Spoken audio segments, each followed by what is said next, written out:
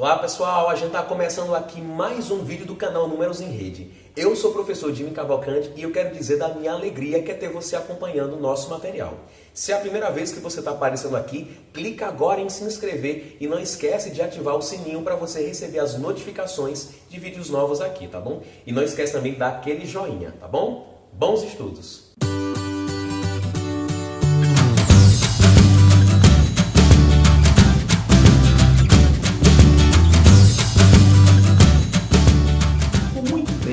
Acreditou-se que os números racionais eram suficientes para medir todos os segmentos de reta, ou seja, que todos os segmentos de reta eram comensuráveis. Os discípulos de Pitágoras também acreditavam nisso, mas foram eles mesmos que descobriram que alguns segmentos são incomensuráveis, analisando a seguinte situação. Imagine que nós tenhamos um quadrado cujo lado tenha uma unidade.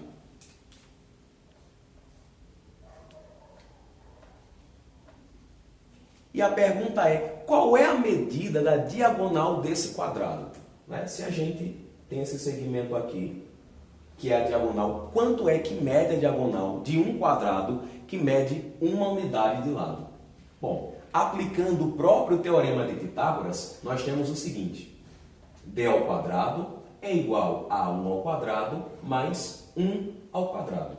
Resolvendo isso daqui, a gente tem que D ao quadrado é igual a 1 mais 1, que é 2, ou seja, a diagonal é igual a raiz quadrada de 2. Mas a pergunta é, qual é a raiz quadrada de 2? Qual é o número que multiplicado por ele mesmo vai dar igual a 2? Bom, se a gente parar para pensar um pouco, o número inteiro 1 ao quadrado é igual a ele mesmo. Se a gente pegar o próprio 2 e elevar ao quadrado, nós vamos encontrar 4 como resultado. Ou seja, o número que elevado ao quadrado vai dar 2 estará entre o 1 e o 2. Se a gente colocar aqui números decimais, então um número decimal entre 1 e 2, vamos utilizar, por exemplo, 1,4 ao quadrado e 1,5 ao quadrado. Fazendo 1,4 ao quadrado, nós encontramos 1,96. Se a gente fizer 1,5 ao quadrado, nós vamos encontrar 2,25 ao quadrado. Ou seja, o número que a gente está procurando está entre esses dois. Vamos acrescentar agora uma outra casa decimal. Vamos tentar fazer 1,41 ao quadrado e 1,42 ao quadrado. Vamos recorrer à boa e velha calculadora para nos ajudar aqui nesses cálculos. 1,41 ao quadrado, nós vamos encontrar 1,9881. Se a gente fizer agora 1,42 ao quadrado, nós vamos encontrar 2,0164. Vamos tentar acrescentar mais uma casa decimal.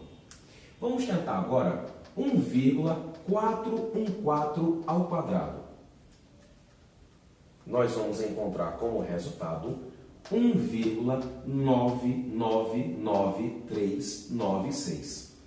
E se eu fizer 1,415 ao quadrado?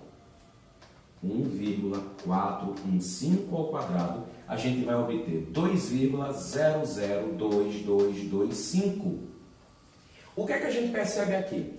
Se você tentar acrescentar outras casas decimais, você vai perceber que a gente vai se aproximar cada vez mais de 2, mas nunca vamos encontrar um 2 absoluto.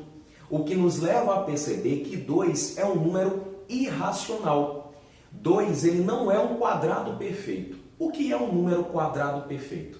Quadrado perfeito é o resultado do produto de um número por ele mesmo.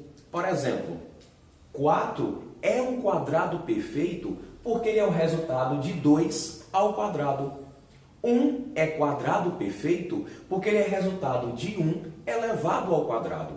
Um outro exemplo de quadrado perfeito é o 25. 25 é quadrado perfeito porque ele é o resultado de 5 elevado ao quadrado. Tá bom? Então, o número 2, ou melhor, a raiz quadrada de 2 não tem uma solução exata, um número decimal exato que expresse. Portanto, raiz de 2 é o que a gente chama de número irracional. Quando a gente estuda o conjunto dos números racionais, que foi o caso do vídeo anterior dessa série, a gente vê que todo número racional é aquele que tem uma representação em forma de fração. Então, se ele pode ser representado em forma de fração, ele é racional. Já os irracionais é exatamente o oposto. São números que não podem ser escritos em forma de fração. E se a gente for olhar para a sua representação decimal, vão ser números decimais infinitos e não periódicos. Então nós vimos aí o exemplo de um número irracional que foi a raiz de 2. Então a gente pode dizer que todas as raízes de números que não são quadrados perfeitos são exemplos de números irracionais. Por exemplo, raiz de 3. 3 não é um quadrado perfeito, então a raiz de 3 é um número irracional. Raiz de 5, raiz de 6, raiz de 20, enfim, todo número que é quadrado imperfeito é um exemplo de número irracional. A raiz quadrada desse número é um exemplo de número irracional. Nós também temos 3 números irracionais bastante conhecidos. O mais famoso deles é o π. O π ele é o resultado da divisão do comprimento de uma circunferência pelo seu diâmetro. Se você pegar qualquer circunferência que seja e dividir pelo seu diâmetro, você sempre vai encontrar um valor muito próximo das casas decimais do π. Então, o π, que a gente conhece como aproximadamente 3,14, na verdade se trata de um número decimal infinito e não periódico, ou seja, que ele não tem um período de repetição, certo? Um outro número irracional conhecido é o número de Neper, que ele também é conhecido como a constante exponencial. A gente utiliza esse número como base dos logaritmos naturais. E o seu valor, nós podemos dizer que é aproximadamente 2,71. Um terceiro número que a gente usa a letra grega φ para representar, é o número de ouro, a famosa razão áurea, aproximadamente 1,618.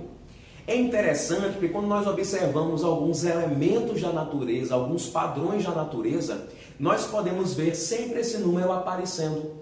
E aí os gregos perceberam isso e inspiraram as suas construções maravilhosas usando a proporção áurea, até mesmo pinturas de quadros famosos como a própria Mona Lisa. Inclusive, observando até mesmo algumas dimensões do corpo humano, nós conseguimos encontrar o padrão do número de ouro. Então aqui são alguns exemplos de números irracionais. Aí você pergunta, professor, e uma dízima periódica é um número irracional ou não? A resposta é não. Por quê? Dízima periódica, como o próprio nome diz, ela tem um período, ela tem uma repetição. Números irracionais são decimais, infinitos e não periódicos. Se a gente tiver, por exemplo, o número 5,324324324324 reticências, esse número é decimal, infinito, mas ele é periódico. Se é periódico, ele pertence ao conjunto dos números racionais. Agora, se eu tiver um número 5,3247102435 reticências, esse é um número decimal, infinito, mas ele não é periódico. E se não é periódico, ele pertence aos irracionais, que é representado pela letra I. Estudando a relação que existe entre esses conjuntos, nós precisamos enfatizar uma coisa, que os números racionais e os irracionais são completamente diferentes. Nenhum racional é irracional e nenhum irracional é racional.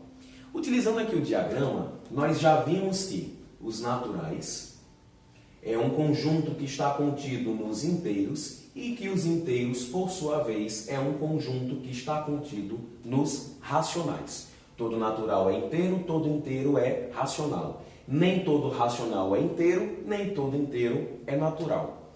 Quando a gente vai para o conjunto dos irracionais, esse é um conjunto separado, é um conjunto à parte. Ou seja, eles não têm nada em comum. Por isso, nós dizemos que a interseção entre esses dois conjuntos é um conjunto vazio. Eles não possuem nenhum elemento em comum. Nenhum racional é irracional, nenhum irracional é racional. Ou seja, nenhum natural é irracional, nenhum inteiro é irracional. E aqui vai encerrando mais um vídeo, mas nós temos um encontro marcado na parte 5, onde nós vamos falar do conjunto dos números reais. Forte abraço e até lá!